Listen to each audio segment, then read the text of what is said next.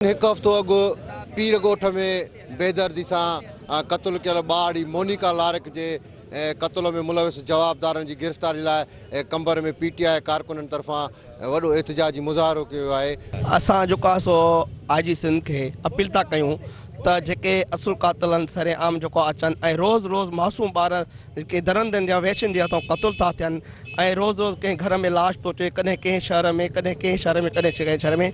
इहो वाक़ियो बंदि थियणु खपे त बहितर आहे। ॾिठो त कुझु ॾींहं अॻ में हिकिड़ो क़यामत सुगरा जो मंज़र गुज़रियो आहे मोनिका लाड़क जे घर वारनि जे मथां। उनजी 7 सालनि जी न्याणी जी जाती करे उनखे क़त्ल कयो वियो आहे, जंहिंजी असां पाकिस्तान तहरीक इंसाफ़ शदीद मज़म्मत करे थी। मासूम मोनिका लाड़क सां इंसाफ़ जे लाइ ही एहतिजाजी रैली कढी आहे।